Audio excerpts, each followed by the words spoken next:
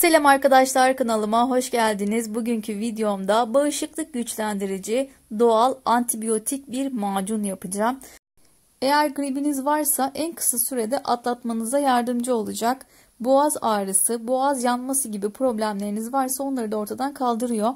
Aynı zamanda çok güçlü bir bağışıklık güçlendirici olduğu için sizi hastalıklardan da korumuş olacak. Hangi malzemelerimiz var? Tarçınımız var arkadaşlar. Zencefil ve zerdeçalımız, balımız, limonumuz var. Hemen videoma geçiyorum. Balın özellikle kaliteli, gerçek bir bal olmasına özen göstermeniz gerekiyor. Küçük kaseme 1 tatlı kaşığı zerdeçalımı ekliyorum. Karışımı günlük olarak yapıyorum. İsterseniz oranlarını artırarak günlerce kullanabilirsiniz. Ben bunu sabah ve akşam olmak üzere 2 kere kullanacağım. 1 çay kaşığı zencefilim var. Çok fazla eklemiyorum çünkü tadı acıyor arkadaşlar. 1 tatlı kaşığı da tarçınım var, toz tarçın.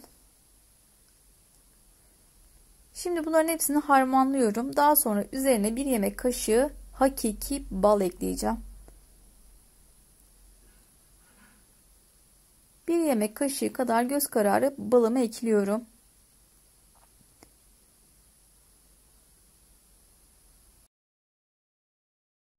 Şimdi eklediğimiz bütün karışımları macun kıvamına gelene kadar karıştıracağım. Son olarak da üzerine limon sıkacağım.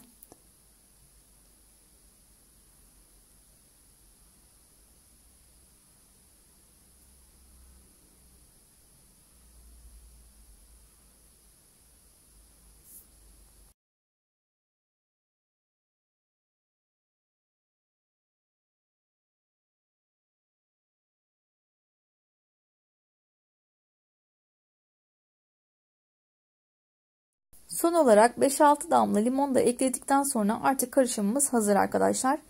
İstediğiniz zaman yiyebilirsiniz. İsterseniz dolapta saklayabilirsiniz. İsterseniz hemen yiyebilirsiniz. Yetişkinlerde 1 tatlı kaşığı, çocuklarda da 1 çay kaşığı kadar yeterli oluyor. Bu şekilde tüketemezseniz suyla da karıştırabilirsiniz. Ilık bir suyun içine 1 tatlı kaşığı ekleyip onu suda eritip o şekilde de suyunu içebilirsiniz. Bazen bu şekilde çünkü yemesi biraz zor oluyor. Çünkü boğazı yakıyor. Aslında boğazı yakması da iyi bir şey. Çünkü boğazınızdaki o bakterileri yok ederek boğazınızın rahatlamasını ve yumuşamasını sağlıyor. Evet arkadaşlar, videomuzun sonuna geldik. Umarım videomu beğenmişsinizdir. Eğer faydalı gördüyseniz lütfen videoma like atmayı ve kanalıma abone olmayı unutmayın.